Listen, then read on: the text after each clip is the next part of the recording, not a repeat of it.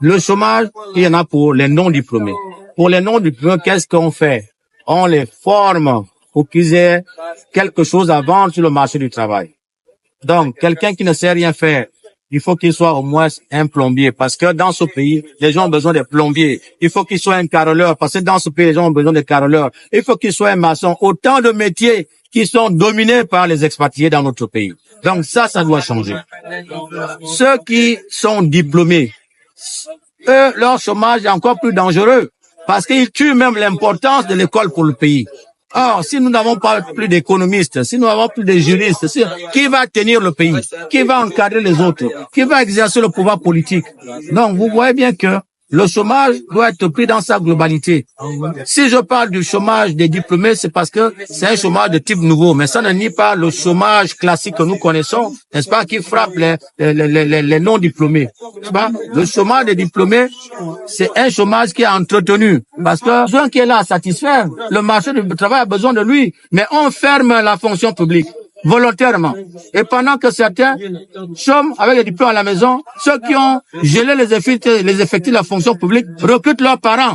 Les enfants des fonctionnaires. Alors, ce genre de Gabon, je n'en veux pas.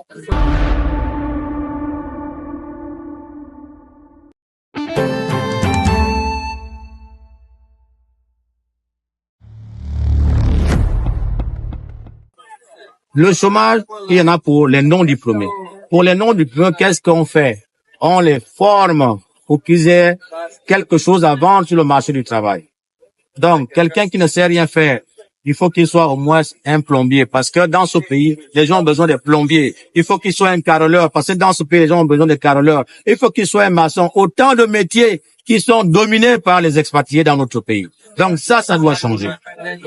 Ceux qui sont diplômés, eux, leur chômage est encore plus dangereux, parce qu'ils tuent même l'importance de l'école pour le pays.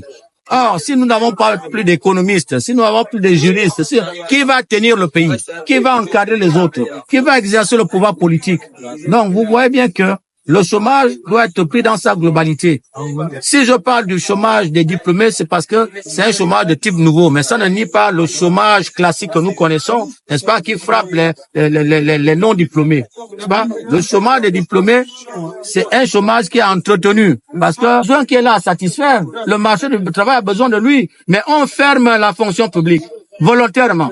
Et pendant que certains chôment avec des diplômes à la maison, ceux qui ont gelé les effectifs de la fonction publique recrutent leurs parents. Les enfants des fonctionnaires. Alors, ce genre de Gabon, je n'en veux pas.